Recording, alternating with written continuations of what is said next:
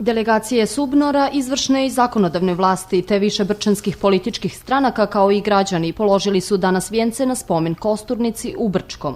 Tokom prigodnog programa predsjednik Brčanskog Subnora Ilija Pajić podsjetio je da je povod za obilježavanje ovog značajnog datuma, prije rata poznatijeg kao Dan borca, zapravo sjednica Politbiro Centralnog komiteta Komunističke partije Jugoslavije, koju je na današnji dan 1941. godine u Beogradu sazvao Josip Broz Tito. Ona je održana u Beogradu u kući Vladislava Ribnikara i na toj sjednici je analizirana vrlo teška situacija u okupiranoj Jugoslaviji i donesena odluka da se narodima Jugoslavije uputi proglas za dizanje naroda na organizovan oružani otpor okupatoru i domaćim izdajnicima.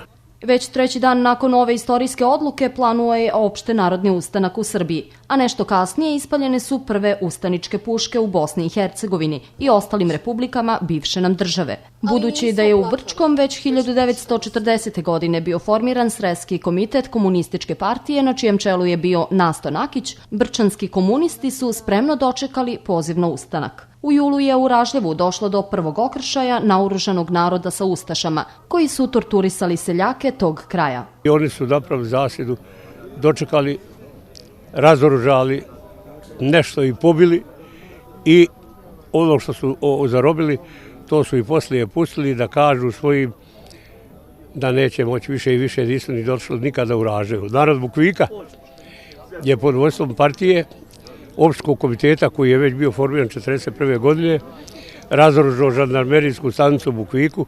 Održavanjem ovog skupa posvećenog Danu borca, Subnor upućuje poruku naročito mladim generacijama i svim građanima distrikta da će ova tradicija biti nastavljena sve dok bude živih učesnika NOR-a.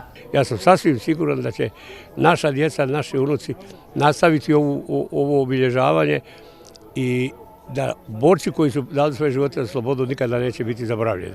Današnjem obilježavanju Dana borca doprinijele su i 3 učenice Brčanske gimnazije, koje su recitovale prigodnu poeziju vezanu za NOR.